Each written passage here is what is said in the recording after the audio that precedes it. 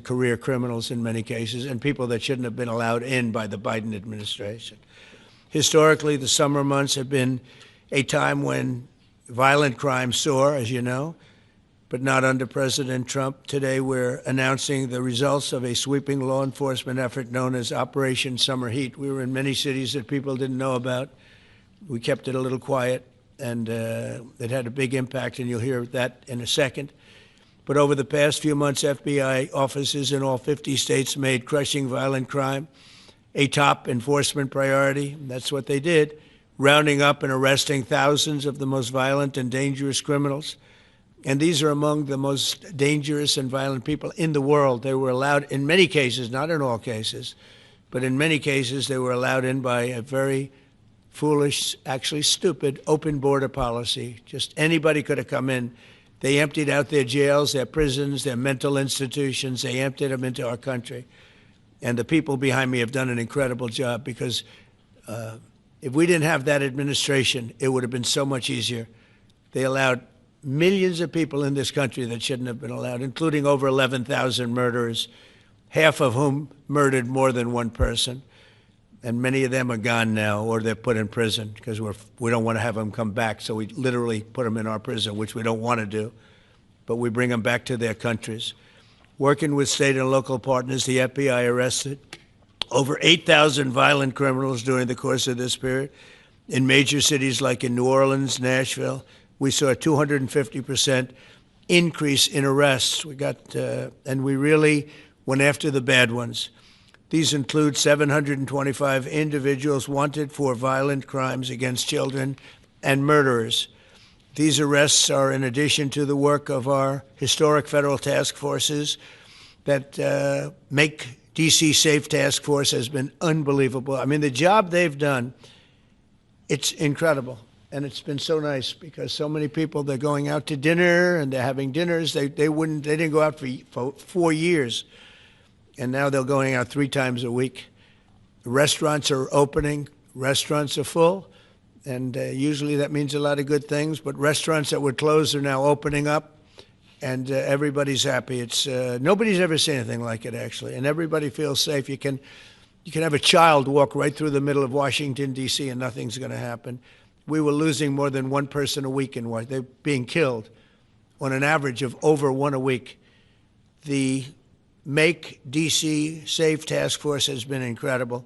And the Make Memphis Safe Task Force is having very similar results. It's much earlier, but we've been there for a week and a half, but I'm hearing the results are pretty incredible, and you'll hear about that. They're mobilizing more than 20 federal agencies for the largest law enforcement operation targeting violent criminals in American history. As a result of these efforts, violent crime declined nearly 20% nationwide compared to the same period last year, and it was the safest and most peaceful summer in 2 decades. And honestly, we haven't really even gotten going yet. If we didn't have to fight all of these radical left governors, we could have had Chicago taken care of, as an example. They had, in a short period of time, 4,000 murders in Chicago, and we have to listen to this man stand up and say that we're bad people. And the people of Chicago are walking around with MAGA hats. You have women, beautiful black women, walking around with MAGA hats. Please let the president in, and we don't care how he does it. They're not interested in National Guard or Army, Navy, bring them in, Marines, bring in the Marines. They just want the crime to stop. And more so because of the success that we had in D.C. I think if we didn't have that success, nobody would even believe it.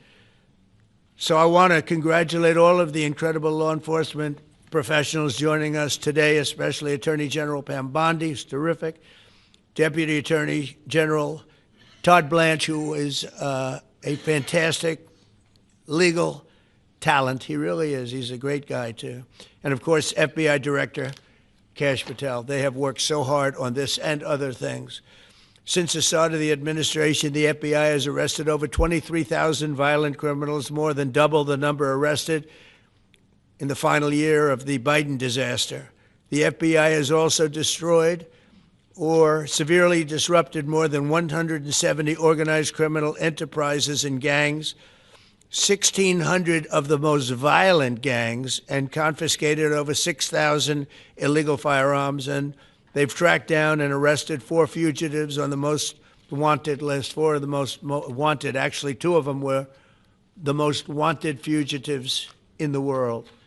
There's still much more work to be done, which is why the FBI continues to work alongside the Department of Justice, the Department of Homeland Security, and the Department of War to defend. And Pete Hegseth has been fantastic, by the way, on this too, on other things, but on this too, to defend law and order and combat violent crime, arrest illegal aliens, and make American cities the safest in the world. And when I campaigned, I talked about crime, but I never knew that we were going to get into it like we did. You know, I mean, I used to watch these cities with the murders. Chicago recently had one deal where they had 11 murders in one weekend, and they said, well, yeah, but it was a holiday weekend. They actually told me that was the reason, like it was okay because it was a holiday. It was Labor Day. These people are the worst. They really have to, they better, I tell you what, the people in Chicago and the people in places like that can be fixed. At some point, it gets to where you can't fix it anymore. It's too far gone. And we have some cities like that. But these are great cities that can be fixed. I'm going to be strongly recommending, at the request of government officials, which is always nice, that you start looking at San Francisco. I think we can make San Francisco, there's one of our great cities 10 years ago, 15 years ago, and now it's a mess. And we have great support in San Francisco, so I'd like to recommend that for inclusion, maybe in your next group. You'll get great support. Every American deserves to live in a community where they're not afraid of being mugged, murdered, robbed, raped, assaulted, or shot. And that's exactly what our administration is working to deliver. I didn't realize I was going to make this such a big factor in the administration. I didn't really campaign. I campaigned on crime, but I never thought we'd go into every city and take a really safe city that we've all been living with for years and make them safe. And now it's like a passion for me, and it's a passion for the people behind me. So I didn't get elected. I did get elected for crime, but I didn't get elected for what we're doing. This is many, many steps above. And I want to thank Stephen Miller, who's right back in the audience right there. I'd love to have him. I love watching him on television. I'd love to have him come up and explain his true feelings, but maybe not his truest feelings. That might be going a little bit too far. But Stephen, thank you for doing an unbelievable job. And the people of this country love you, I'll tell you, and they love what you say about crime and stopping crime. So now I'd like to ask Director Patel to say a few words, and then Pam and Todd also. And I just want to congratulate them. This is an amazing thing. And we're just at the start. We're going to go into other cities that we're not talking about purposely. We're getting ready to go in. And when they go in, like Kash as an example told me that people didn't even know, 5 months ago they went into Chicago, and they started doing a lot of work in Chicago, and we brought the numbers down a little bit, and but that really was just preparatory work for what we're going to do with the surge.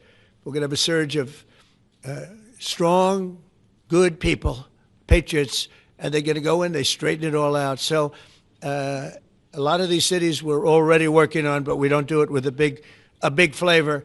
But in a little while, you're going to see some numbers that you're not going to believe. And I think you'll probably start with Memphis, because I'm hearing the numbers are much quicker than we even thought possible. But again, D.C. it speaks for itself. Chicago is going to be okay. We're going to save Chicago. And I told you, and I told them, a very respected man, the head of the Union Pacific, said, "Sir, save Chicago. It can be saved."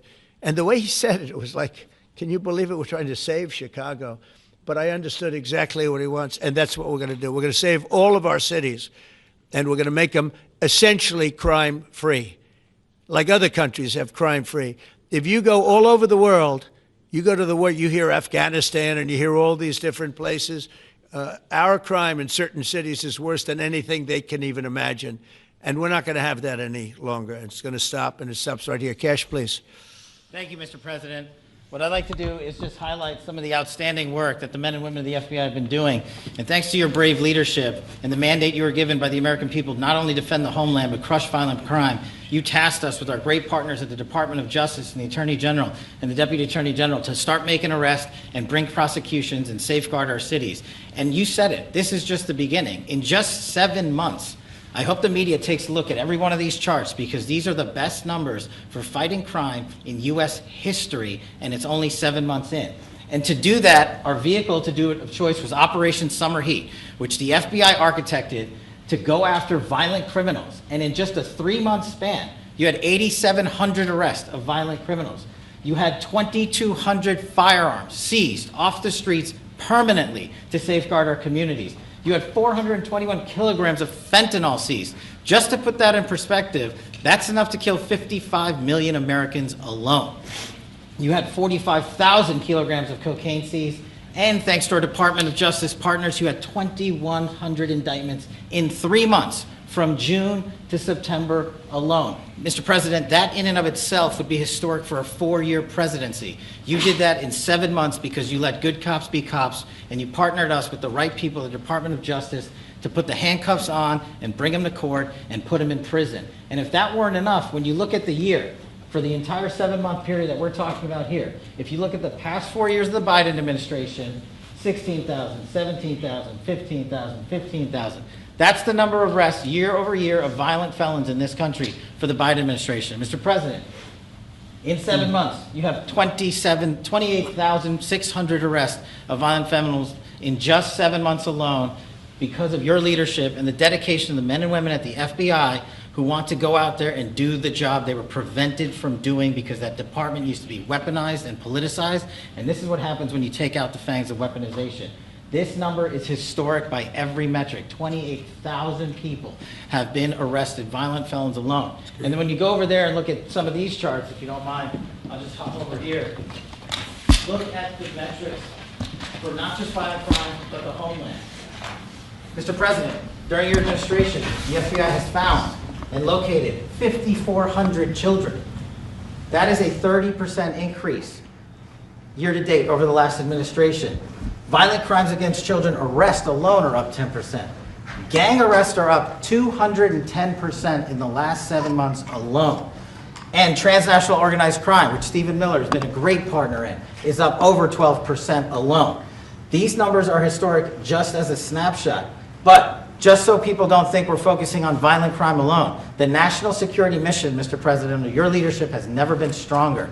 We have gone after espionage activities against our main counterparts in China, Russia, and Iran. In China alone, we've had over a 50% increase in espionage arrests alone and prosecutions.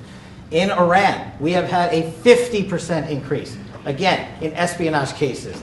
And in Russia, we've had a 33% increase in espionage cases alone. When it comes to counterterrorism, year to date, we have 125 arrests this year versus 100 last year, year to date alone. And when it comes to the cyber criminal activities, which are some of the largest enterprises plaguing everyday Americans, we at the FBI have put out a mission to go after cyber criminals like never before. Last year, they had in total 191. This year, you already have 252 arrests. 52 arrests of violent cyber criminals who are stealing from senior citizens, who are violating our children's rights and freedoms, and who are violating everyday Americans. These programs are record. And two of the things I'll finish with that I'm most proud of, Mr. President, this FBI. Fentanyl. As you know, it's a scourge that is killing our youth, 100,000 plus a year. To date, the FBI has seized 1,900 kilograms of fentanyl. That's enough lethal doses to kill 127 million Americans alone. To date. And if that weren't enough, Mr. President, you said we have to go after the worst of the worst. And you empowered our Department of Justice, our Attorney General, Deputy Attorney General, and the Deputy Director at the FBI, led the charge, not just on summer heat, but he also led the charge in the FBI's 10 most wanted fugitives. These people have been on the run for years. And in 7 months, you captured not 1, not 2, not 3, but 4 of the FBI's most top 10 fugitives. 4. And just to put that in perspective, Mr. President, the Biden administration captured 4 in all of 4 years. You're on 7, and we're going to get to 10. We're going to get to 10 of 10. This includes a lady who murdered her 6-year-old handicapped child and fled to India. We got her in 2 months. This includes a narco trafficker. This includes a sex trafficker. This includes another first-degree murderer and gangbanger. These people were on the run because of the prior administration's reckless policies that destroyed our communities, and you came in and with a mandate said, go after the worst of the worst.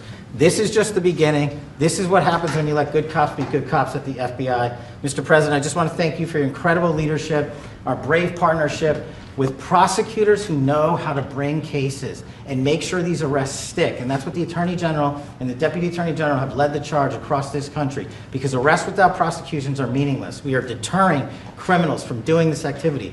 We are preventing criminals from coming into America, and we are absolutely crushing violent crime like never before and defending this homeland, sir. And not to mention, I almost forgot this one, it took you, sir, 2 weeks to get the Abbey Gate bomber. Joe Biden had 4 years to look for him. You got him in 2 weeks, thanks to the interagency effort